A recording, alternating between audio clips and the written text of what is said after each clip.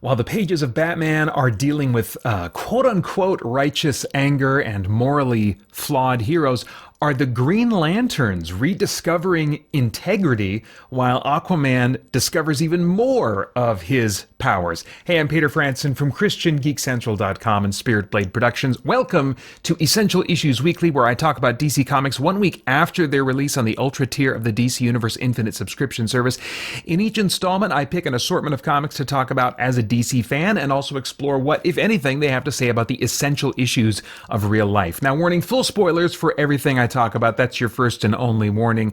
Right now, we're taking a look at comics originally released, catching up on 2 weeks of comics, originally released to the Ultra tier on March 5th and 12th of 2025, and originally published on February 5th and 12th of 2025. First up is Batman number 157, which closes out this storyline that ultimately the story itself involving this kind of like fake, ultimately patriotic hero. And, well, Vandal Savage, I guess, is still the police commissioner at the end of it. But the main story I just was not that interested in as time went on, especially at the end here. It really just kind of leans into some political stuff that I'm like, it's not really landing with me. But I was still interested in what was going on thematically and some side stuff, like with Jim Gordon and the affair that he had with, I believe it was the mayor's wife, who was in an abusive relationship with her husband, and just kind of like the mess of that. Anyway, I won't catch you up on that because I talked about it previously. But there's a few things I want to comment on. One is in this final climactic battle with the fake patriotic hero who turns out to be KG Beast in disguise, working for the Russian government. Batman, in his internal monologue during this fight, says, "On your best day, you might even beat me, but not today." And then he like cuts the dude's hand off, which I'm like, oh my gosh, Batman, we're doing that now. All right. But he says, not today, not with this righteous anger. And I feel like in this moment, we are, we've built up the reveal of the nature of who this fake patriotic hero is and all the stuff going on. I think there's a sense in which we are really supposed to be siding with Batman and agreeing with his sense of righteous anger. And yet, as the battle continues, he recognizes that he's going a little bit too far. He beats him to a bloody pulp. The people around him in the city are watching, and it's not exactly a great and glorious moment. And he recognizes, I just need to, the violence needs to stop one way or the other. I have to bring this to an end. So whether or not his anger is truly righteous is not really clarified, but if it is righteous, it is bringing along with it a bunch of collateral damage, of course physically, but also just kind of socially, because of what other people are witnessing here in this big standoff between Batman and the patriotic fake hero. So it muddies the waters for the idea of righteous anger. And I am going to make some content, hopefully before not too long. I'm doing some prep on it right now on the idea of anger. I think very often, in fact, almost every time, we assume that our anger is righteous. We feel justified in our anger, and yet we just don't see that represented in the Bible. Even though oftentimes we will point to examples of the Bible, of Jesus or the prophets or whatever, and we'll say, but see, they got angry, so I can get angry about this because I'm angry at sin. And really, that's a misappropriation of Scripture to kind of justify our anger. Anyway, I'm going to save that topic. I'm going to do a deep dive into that. But I found it interesting that they were dealing with this idea of righteous anger a little bit in this comic, because I think that's very relevant in terms of how we often express ourselves, especially online, where we just kind of let loose with whatever we're feeling and think that we are justified in doing so, when really that should be called into question, given the damage that we end up doing as we express that anger, as Batman at least partially recognizes here in himself.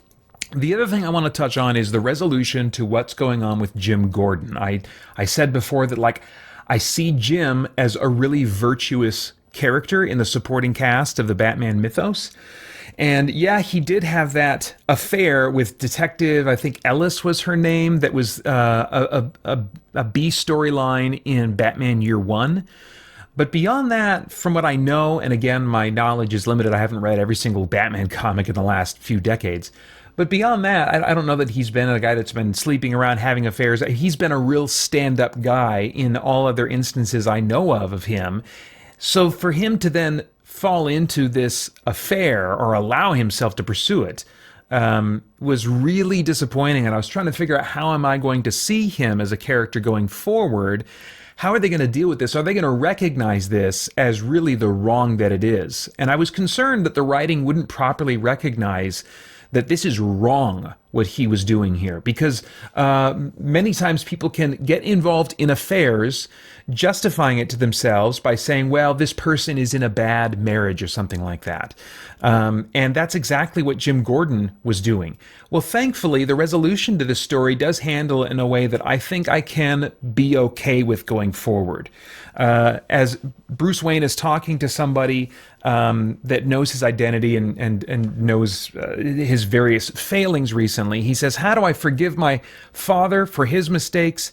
How do I forgive myself for Failsafe and Jason? And of course, I've talked before about the idea of forgiving oneself. It's unfortunate when even Christians sometimes use this language, because that puts us in the position of being the judge of ourselves. And we are certainly not that. As Christians, we instead ought to recognize that we are forgiven by God. Deal with the damage we've done to others as best we can. Try to make reparations. But as far as like forgiving ourselves, that's a nonsense concept, because we are not the ultimate judge of our lives. Instead, we need to rest in knowing that we are forgiven. But that's not the main thing I'm focusing on here. He comments saying about Jim, and then there's Jim with Koyuki, which is the woman he had an affair with.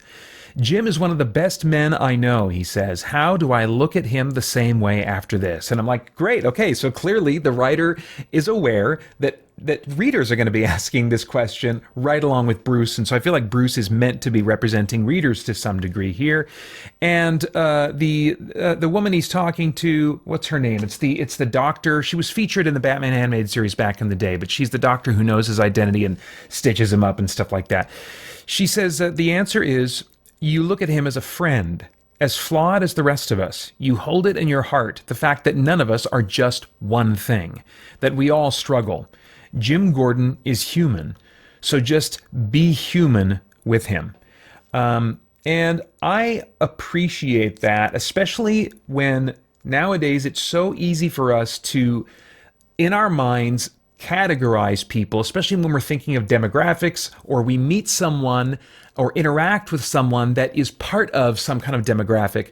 We can overly simplify our view of them based on an association they have, or something about them that connects to this broader demographic that we associate with certain things. But she says here that none of us are just one thing. And so I appreciate that there is going to be nuance and complexity. And there's certainly an argument to be made for having characters that are not leaning into realism necessarily because we want them to be virtuous. We want them to be an example to look up to. So I realize that there is some sacrifice there when you take a character that has been virtuous and then you kind of muddy them up a little bit. And so, there's a discussion to be had about that. But as far as like, am I going to be able to ever look up to Jim Gordon again? Well, yeah, in some ways I will be able to continue to look up to him because this affair does not completely define who he is. Someone can do terrible things, and yet we can look at other aspects of their behavior and say, and those are good things. And to the degree they do those good things, I can admire their actions and their choices, even if I do not admire these other choices they've made, these other things that they have done. Well, then we have a final rooftop conversation between Batman and Gordon, where Batman says, is Koyuki, have you? And Jim says, she won't talk to me. It's over. It should have never started. I'm like, all right, it's already a good step in the right direction. I was a fool, he says, an old man brought back to life. I knew it was wrong, but I felt like a white knight on horseback swooping in to save her from her life, from her real grievances with Chris, and the grievances I imagined. And so he's recognizing that it was wrong, and that he knew it was wrong while he was doing it, but his feelings of seeing himself as a hero, he allowed to override his better judgment. I mean, this, I think, really represents pretty well the kinds of messes we can get our own minds into, the things that we can justify because we tell ourselves that we're doing this good thing, when in fact we're ignoring the wrong thing that we are doing, even though there's a part of us that's like, this is wrong. Well, we push that aside. We let it be overridden by this other vision of ourselves that is virtuous. I mean, man, there's a lot of posts that I see online in various places on social media where it seems a lot like people are doing this to themselves in their own minds. And even as he thought he was rescuing her from this terrible situation, which she was in a terrible situation, there was stuff he was adding to that. There was stuff that he was still imagining that was not actually true. So yeah, I appreciate this kind of moment of humility and reflection from Jim Gordon. Jim is also reflecting on the fact that he pulled the trigger that killed Nuyuki's husband. And we found out a little bit later there was some mind control stuff going on, but Jim's point was, no, that was in the glasses that I was wearing, and you punched me, the glasses broke, and then I pulled the trigger. And Batman's like, Tetch's mind control, Jervis Tetch, the Mad Hatter, Tetch's mind control technology has lingering effects. You didn't. And he cuts him off and says, I felt anger. Such righteous, damned anger. And so I leave the damned in there, not to be offensive. I apologize for that. But because he's recognizes in talking about his righteous anger that there's something wrong with that he's cursing his own righteous anger because he's recognizing it wasn't really legitimate. And he goes on to say, I pulled that trigger, not Tetch, not Nigma. And their conversation is kind of broken up because Batman has to go off, so there's this unresolved element here. And I think as readers, we can look at this and say, well, who's right about who is in control? Is Batman right? Is Jim right? And we may never know. And I think that's a valuable place to be because there's so many situations in life that are too complicated for us to judge. In our own hearts alone, let alone all the hearts of others that we can't read, that sometimes we act as though we can. There's just so much complexity in our choices, in our sin, in how we contribute, in other contributing factors. We really do need a truly righteous judge to sort all this out, which God is going to thankfully do one day. But anyway, yeah, so it leaves me feeling like, okay, Gordon is a bit messy, but he also commits to, like, I'm thinking of re-enlisting in the force. And even though that may mean I start out as a beat cop again, I think that's the place where I can do the most good. And so they've really got him in this place of humility and repentance and readiness to start at the very bottom again and build up trust once again in the eyes of the government, law enforcement, and I think in the same way, he'll probably be doing that with readers. And so that's a journey that I'm interested in, to seeing, okay, so he's come to his valley moment, there's this moment of humility and repentance, and now I'm going to, at the very least, be rooting for him to move forward back toward the man he's been written to be for decades. So can I say that I'm okay with this turn of events? Can I say it's what I would prefer, or that I'm happy with it? I don't know yet. I think I'm okay with it, and it may yield some really worthwhile things. So at the end of the day, it's not a real person, and they might be doing some neat things in terms of talking about his character, and we'll see. But that was Batman 157. Just briefly, I'll say about JSA number 4 that Beth Chapel, Dr. Midnight, is the focus of this issue, and they did something that I really liked. They made her the focus, and they kind of reminded me of her power set or her background, which is the same as the original Dr. Midnight, in that she is blind whenever there is light around. And so, but she can see very well in pitch black.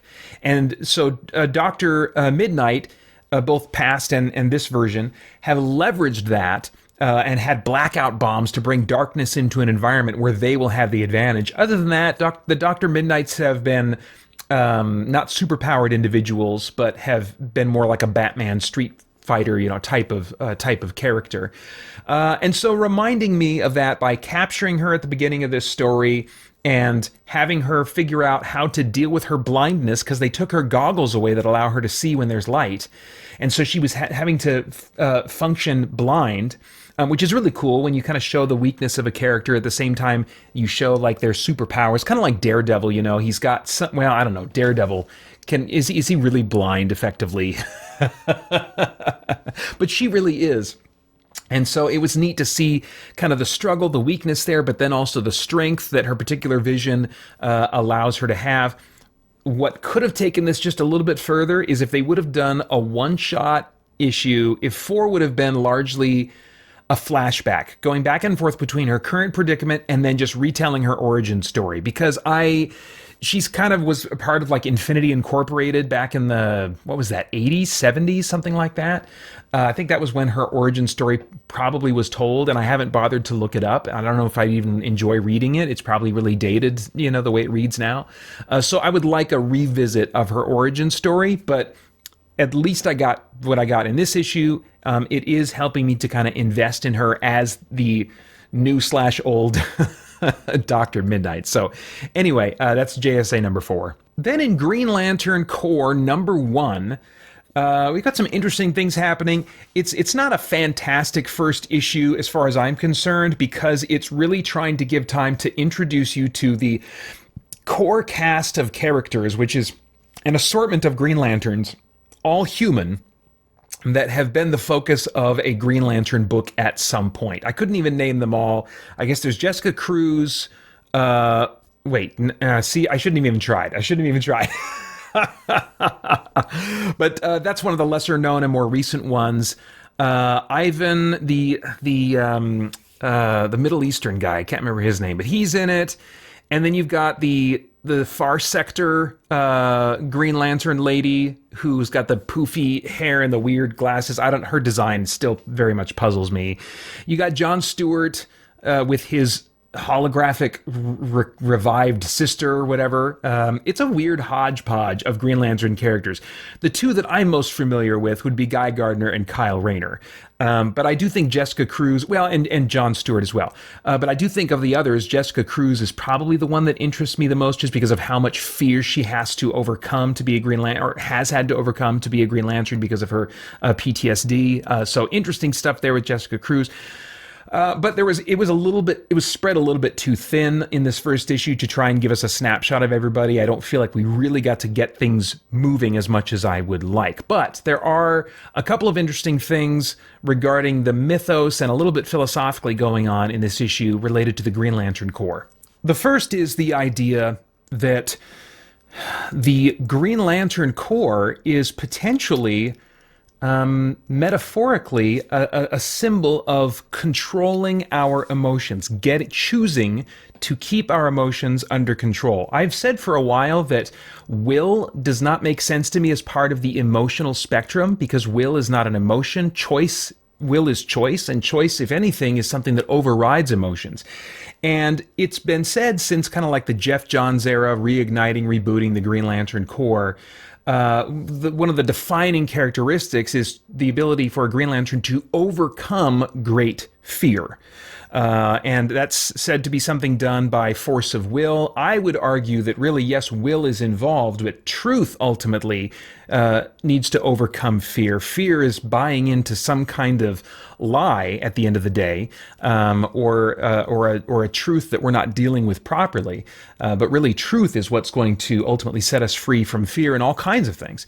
But anyway, as they are dealing with these wild emotions getting out of control in the universe and manifesting in these energy spectrum things that are causing all kinds of problems, John Stewart is musing to a couple other Green Lanterns and says, we thought that those manifesting the emotional spectrum, the fractal lanterns, needed to be contained. But what if we can guide them, show them how to control their emotions with willpower? And this is one of the first times that I feel like they're broadening out this idea and differentiating willpower from the other parts of the emotional spectrum, but broadening it out to not just be something that gives mastery over fear, but that actually gives mastery over other emotions as well.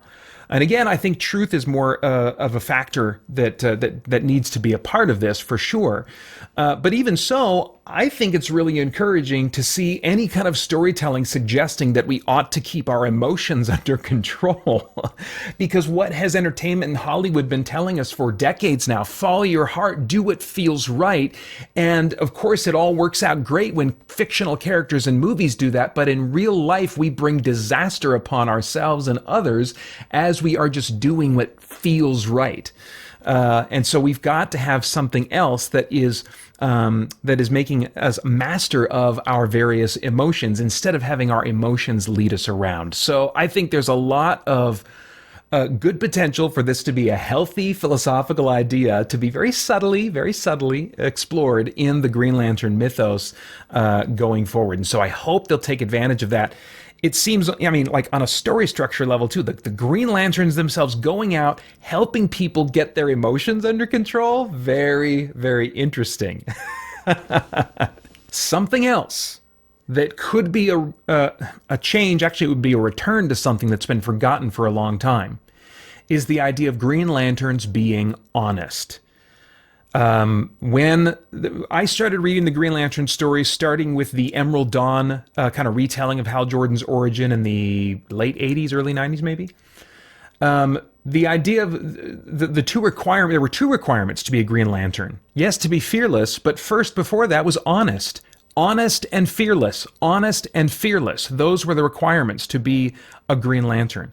Fearless, of course, meaning not literally without fear, but to the ability to overcome fear. But the honesty angle was kind of thrown out the window when Jeff Johns came on. I love a lot of Jeff Johns' writing, but that was something that at some point I noticed was missing. And I think it would be great to have that back in the concept. Especially if there's maybe some recognition on the writing team that truth needs to come into play in order to overcome fear. We cannot just by will alone say mantras to ourselves in our minds. If those mantras, if those things we're repeating to ourselves in our mind are not actually true, then our fear or whatever other kind of temptation or emotional thing we're feeling, that's going to overcome us because we're going to know in our heart of hearts that is not really true. I'm just trying to will myself to believe that it's true. So it has to be truth that really makes a difference in us. And I've said before, Jeremy Adams, one of the writers on Green Lantern Corps, I've said a number of times before that if this guy is not a Christian, he seems to have been influenced by Christian culture, Christian thinking in some way. It just seems, little bits of it seem to be bubbling up to the surface here and there. Could this potentially be another example of that if there is an increased focus on truth? Now, why do I think there could be an increased focus on truth? Because of what John Stewart says here, as the Green Lanterns are restarting themselves, the Guardians are no longer ruling over them. They are involved in an advisory capacity only. John says, for the first time, we can't count on the Guardians or the Rings to go out and pick people based on their capacity for willpower. We have to pick them for their strength, their integrity, their ability to do good. Now, him saying their integrity is the closest we've gotten in a long time to hearing that an essential part of a Green Lantern is to be honest. But honesty and integrity, very closely related, lots of overlap there. Could we be seeing a return to that as a value? I think it would be really cool if there was some kind of a storyline about corruption, dishonesty, something hidden within the Green Lantern Corps that does a ton of damage to them, that they come out of it and they realize, you know what? Somewhere along the way, we forgot that as Green Lanterns, we have got to be honest. We've got to be absolutely honest with each other all the time. And Guy Gardner would probably be like, well, yeah, I've never stopped being honest, because he just says whatever's on his mind. But I think that could be a really cool kind of story arc. It would be amazing. So we'll see what happens. But I appreciate this moment with John saying, hey, it can't just be about willpower. It can't just be about our ability to will fear away from our minds and our hearts. We have to pick Green Lanterns based yes, their strength, whatever that means, very broad term, but their integrity and their ability to do good. Now, who knows what good means in John Stewart's mind? That's a term we really have to define and unpack. But integrity, Very much appreciated there. So, yeah, loved seeing that. Finally, I'll just briefly say about Aquaman #2, also written by Jeremy Adams, but nothing philosophically showing up here yet. But he's got these water manipulation powers, and it's moving along and advancing his ability to use them faster than I would have believed, but certainly as fast as I would have hoped. Already in this issue, he has two situations where he is telekinetically controlling water that is bonded to other things rather than just being pure water in itself. One instance is controlling mud, and so he's able to telekinetically fling mud at his enemies. And then the other instance, even more intense, is when he's hanging in kind of a prison environment, and his blood and the blood of other prisoners is like dripping. It has been dripping for a long time to the floor. Well, he uses his power to control water to pull the blood up and do it so forcefully that it actually slices through their chains and the things that are binding them and gets them free from their imprisonment. So it takes some real effort. They don't make nothing of this, like he's not God of Water yet, as I kind of hope he is at some point.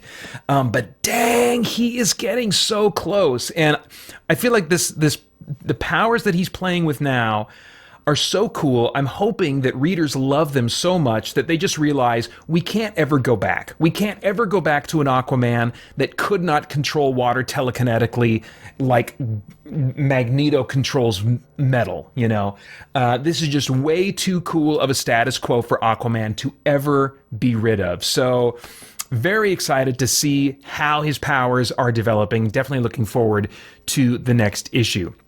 All right, so this time I am wearing the green ring, not representing a particular emotion, but really just kind of my excitement for what's happening with the Green Lantern Corps and some of the potential changes in how they're viewing the requirements for a Green Lantern, how they're viewing the nature of will and its differentiation from the other colors on the emotional spectrum. Just cool stuff. I'm just feeling like celebrating the Green Lantern mythos right now. But I think those are all of my thoughts on comics for now. As always, I would love to get your thoughts in the comments below. Please like, share, subscribe, click that bell to stay connected. Go check out christiangeekcentral.com. There's a ton more content made for you there, including our podcast and the Essential Issues podcast if you want this content that way. All of that made for you as we continue to geek out and seek the truth. For more chat about geek entertainment, answers to your questions, and news from the wider world of Christian geekery, get the Christian Geek Central podcast today on iTunes and other podcast services.